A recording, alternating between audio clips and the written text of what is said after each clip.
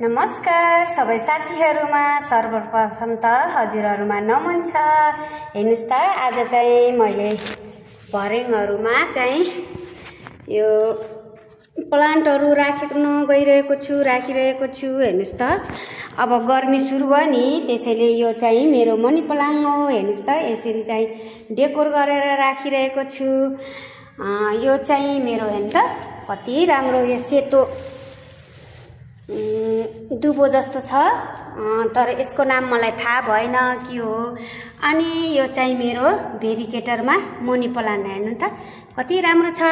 यो चाहिँ मैले यसरी चाहिँ यो कोको भाँडामा यसरी चाहिँ डेकोर गरेर राखेको छु। हेर्नुस् त यिनी सबैहरु भित्र राख्नुपर्ने बोट बिरुवा हो। मैले चाहिँ अब जाडो थियो नि, त्यसैले बाहिर राखेको थिएँ। आज चाहिँ मैले यो सबै यसरी भर्याङको सिडीहरुमा राखिरहेको छु। हेर्नुस् त मेरो चाहिँ यो पनि यति राम्रो भएको छ के स्नेक प्लान्ट। हेर्नु त यसरी यो चाहिँ ठुलो खालकोमा हो। ल हेर्नुस् त यो चाहिँ मेरो ठुलो खालेमा, यसको नाम के भन्छ यो पनि मलाई थाहा भएन, सिंहमा है के भन्छ है, मलाई त राम्रोसँग नाम पनि थाहा छैन के। ल हेर्नुस् त अनि यो चाहिँ यो चाहिँ लक्ष्मी कमल प्लान्ट हो। ल हेर्नुस् त कस्तो राम्रो छ। यसपालि मैले पुसको महिनामा यसको कटिङ गर्दै थिएँ। यहाँबाट चाहिँ मजाले मुनाहरू पलाइरहेको छ। हेर्नु त कति मजाको छ, कस्तो राम्रो। यिनीहरूलाई चाहिँ पानी चाहिँ धेरै राख्नु हुँदो रहेछ के, पानी धेरै राख्यो भने त मरिहाल्ने, कम राख्नुपर्ने। यस्तो सुक्खा सुक्खा बनाएर अलिअलि। ल हेर्नुस् त यो कस्तो राम्रो छ नि। ल हेर्नुस् यस्तो राम्रो। यो चाहिँ हामीले रश्मि कमल भन्ने गर्छौं। ल हेर्नुस् यो चाहिँ कलाइचो। हेर्नुस् त यसपालि चाहिँ मैले सारेर यो चाहिँ घिउ कलरमा। ल हेर्नुस् कस्तो राम्रो छ। यो मेरो चाहिँ हेर्नु न, यसरी पातहरू बाहिर घाममा राख्दै थिएँ, पातहरू डढेर सब यस्तो भएको छ। त्यही भएर चाहिँ मैले यसलाई भित्र ल्याएर राखेको छु। यो हेर्नुस् त कति राम्रो राम्रो छ। ल हेर्नुस् यस्तो राम्रो। ल हेर्नु त अनि यसको नाम के भन्छ मलाई थाहा भएन। यो नाम हजुरहरूलाई थाहा छ भने कमेन्टमा लेखेर पठाउनुस् है त मलाई। यसको नाम थाहा भएन। ल हेर्नुस् त कस्तो मजाको छ। ल हेर्नुस् यो चाहिँ मैले पातबाट नै सारेको हो। हेर्नु त कति मजाको भएको छ। यो पनि मैले यसपालि यसको नाम के भन्छ केरचिला है के हो त्यति थाहा छैन मलाई त। यसपालि ल्याएर लगाएको मैले। हेर्नु त कति मजाले मुनाहरू पलाइरहेको छ है। ल हेर्नुस् त कस्तो राम्रो। यिनीहरूलाई पनि धेरै पानी नदिनु पर्दो रहेछ के, मलाई त थाहा नभएर पोहोर चाहिँ ल्याएँ मरिगयो। अनि त्यसपछि अहिले चाहिँ पानी एकदम कम राखेर बनाएको थिएँ, त्यसपछि त यस्तै राम्रो सर्यो। हेर्नु त ल हेर्नुस् त यो अंगुर दानालाई पनि पानी धेरै राख्यो भने हुँदो रहेछ। ल हेर्नुस् त यो चाहिँ मैले पोहोर साल एकजना दिदीको घरबाट मागेर ल्याएको थिएँ। हेर्नु त कस्तो राम्रो छ है यो पनि।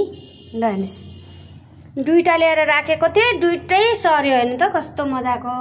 यो पनि मैले एकजना दिदीको घरबाट मागेर ल्याएको पोहोर साल। हेर्नु त यत्रो भएको छ, दुईटा छ। एउटा चाहिँ अहिले मैले तल राखेको छु, यो चाहिँ एउटा चाहिँ यहाँ माथि ल्याएर राखेको। अनि यसको चाहिँ मुनि मैले चाहिँ यिनी पातहरू राखिदिएको थिएँ, कस्तो मजाले सरेको छ। हेर्नुस् त ल हेर्नुस् त कस्तो मजाले। अब चाहिँ यसलाई चाहिँ अर्को भाँडामा डिभाइड गरेर लगाउनु पर्छ। ल हेर्नुस् यस्तो मजाले। अनि यो पनि एकदम राम्रो छ। ल हेर्नुस् त कति मजाको छ। यसलाई चाहिँ मैले बाल्टिनमा राखेको छु है। ल हेर्नुस् यसरी झुन्नाउन पनि मिल्छ। मैले चाहिँ झुन्नाउने भनेर यसरी बाल्टिनमा राखेको छु। यो चाहिँ मेरो हेर्नु त कस्तो राम्रो छ। यो चाहिँ मैले हेलमेटको भाँडामा। ल हेर्नुस् त यसरी हेलमेटको भाँडामा लगाएको थिएँ, अहिले चाहिँ यस्तो राम्रो भएको छ। ल हेर्नुस् हेलमेटको भाँडामा यसरी हामीले बनाउन सक्छौँ है। ल हेर्नुस् अनि यो चाहिँ मैले यसपालि नै यो कलाइचो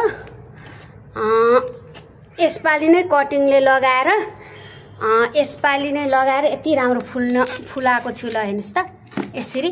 ल यो पानीको जारको भाँडामा हो सानो। ल हेर्नुहोस् त कस्तो राम्रो। अनि मेरो चाहिँ यो चाहिँ मैले टोकरी तरकारी राख्ने टोकरी हो।